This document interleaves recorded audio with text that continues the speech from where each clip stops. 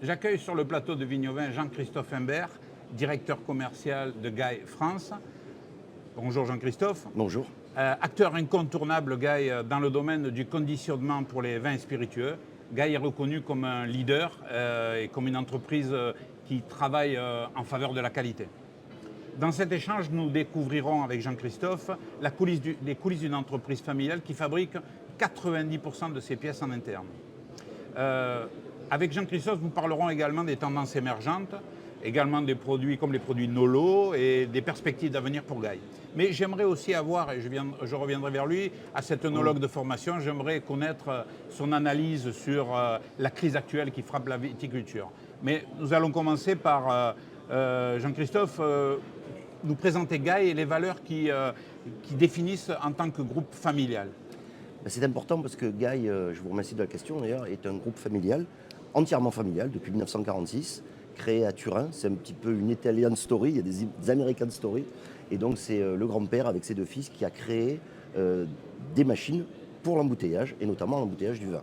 Donc en fait, Gaille est un concepteur de machines pour l'embouteillage et le conditionnement, de 1000 à 30 000 bouteilleurs, où on fabrique, comme vous l'avez fort bien dit, 90% des pièces détachées qui rentrent dans la constitution des machines, mais aussi on les assemble, on les distribue, on imagine d'autres technologies et tout a un lien jusqu'à donc, la distribution et la vente de ces matériels.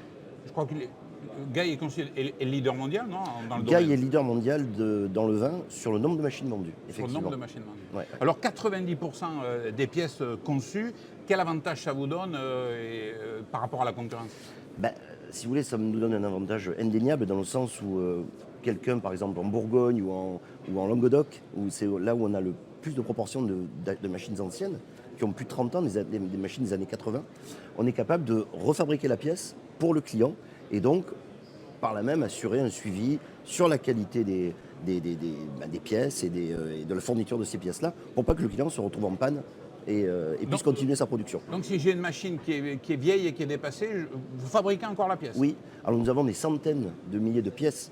Il faut s'imaginer qu'une chaîne de mise en bouteille, c'est beaucoup de pièces.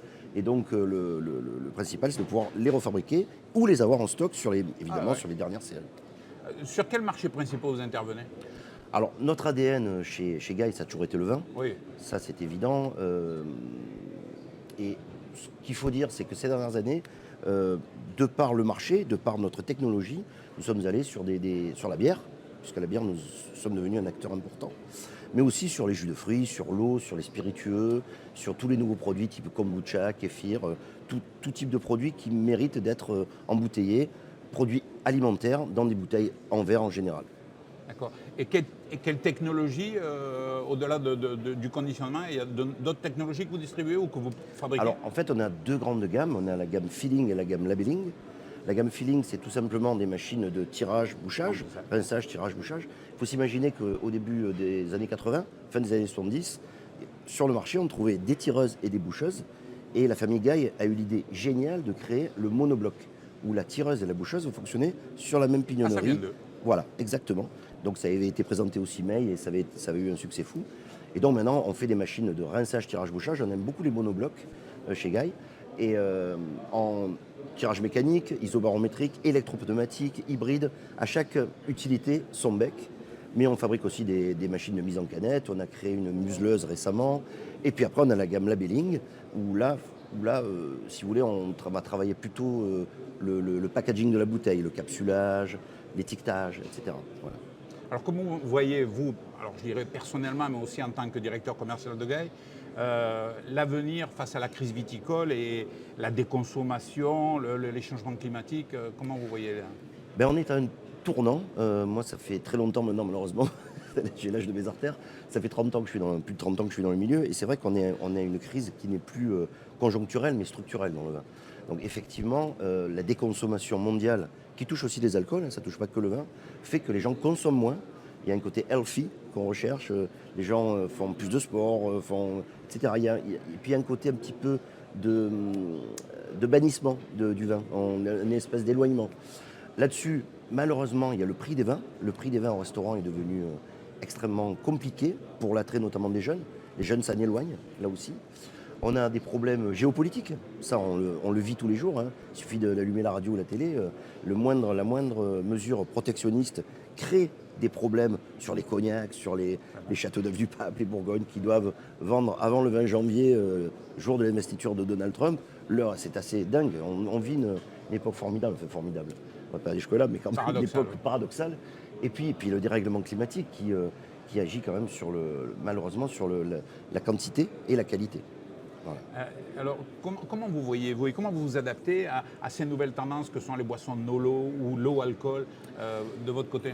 En fait, avoir une démarche qualité dans une entreprise, c'est s'intéresser à ce qui se passe et se projeter. Donc effectivement, il y a de nouvelles tendances qui arrivent, notamment des tendances dites no-low, donc no alcool ou low alcool, qui sont devenues une tendance lourde puisque on remarque un grand groupe, un des plus gros acteurs de la filière vinicole, nous a commandé une machine de 12 000 bouteilleurs pour faire 7 jours sur 7 des no-low, donc des sans alcool ou des low alcool. Et donc il a fallu fournir une machine adaptée. On remarque aussi que les no-low, on a ce phénomène-là qu'on va retrouver dans les restaurants, puisque je lisais dans Le Monde récemment un sommelier qui parlait de sa réadaptation à la clientèle dans une belle adresse étoilée où en fait il allait servir des kombucha à base de fraises et de gingembre sur des sols. Donc on n'a plus l'accord mets-vin, mais on a l'accord mais avec autre chose. Donc, et les no-low rentrent aussi dans cet univers-là. Alors comment nous on s'est adapté? C'est pas compliqué, il faut des machines électropneumatiques pour avoir zéro oxygène dissous au tirage, mais aussi il faut des contacteurs membranaires type KH-Tech qu'on distribue pour faire à la fois le dosage de gaz carbonique, enlever l'oxygène. Enfin, c'est des produits tendances, mais qui sont très compliqués à suivre et à mettre en bouteille. Alors, Gaï est présent sur le stand Sparkling Wine Forum. Oui. À quoi C'est un petit plus. C'est-à-dire qu'on a fait le pari que justement, pour parler de bulles, de no-low, et toutes ces tendances-là, on allait procéder à on voulait être sur ce stand-là.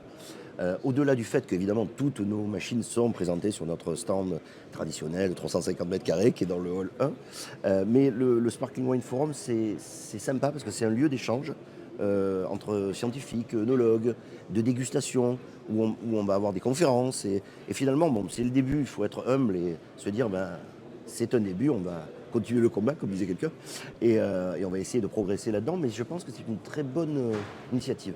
Allez, en tant que visiteur, à quoi ça correspond le Sparkling Wine Forum? Eh bien, il y a divers acteurs dans justement la désalcoolisation, le fait de mettre en bouteille des vins, de proposer des contacteurs, de pouvoir discuter, échanger sur toutes ces nouvelles pratiques pour le béotien, et c'est pas péjoratif, qui ne connaît pas tous ces nouveaux produits, c'est d'échanger avec... c'est un lieu d'échange. C'est un lieu d'échange, Voilà. d'accord. Quelle perspective envisage Gaï dans les années à venir et comment comptez-vous continuer chez Gaï pour rester en phase avec les besoins, notamment sur le plan du changement climatique? Disons que la philosophie de Gaï, ça a toujours été d'aller vers l'innovation technologique. Et on a la chance d'avoir un BE avec beaucoup de personnel qui nous crée des nouvelles machines qui vont s'adapter aux nouveaux consommateurs. Après, nous, notre univers quand même reste aussi le vin. Et on voit que nos machines électro-automatiques, qui sont certes plus chères que les machines mécaniques traditionnelles, mais qui apportent un plus indéniable en termes de remplissage et de suivi, l'oxygène dissous, le dosage du gaz, etc. On va pouvoir les distribuer chez des vignerons un petit peu, qui vendent leur vin assez cher et qui vont aller vers ces technologies-là et aussi vers les grands acteurs de la filière qui, eux, veulent des cadences de plus en plus importantes. Au-delà de ça, nous allons avoir 25 000 m² de plus, donc ça va faire 70 000 m² en tout, pour pouvoir fabriquer des machines très importantes en termes de cadence. Nous présentions à Milan sur le stand la machine destinée à Martini, qui est une 30 000 bouteilleurs, qui fait 10 mètres de long sur 4 mètres de large en monobloc, 108 becs. Voilà vers où on veut aller aussi.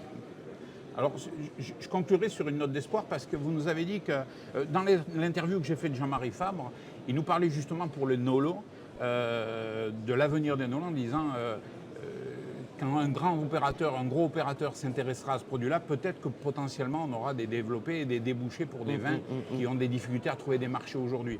Donc je m'arrêterai sur cette note d'espoir puisque vous nous avez dit qu'apparemment un Oui. des gros leaders, sans le nommer, s'équipait et avait volonté de lancer ce type de produit.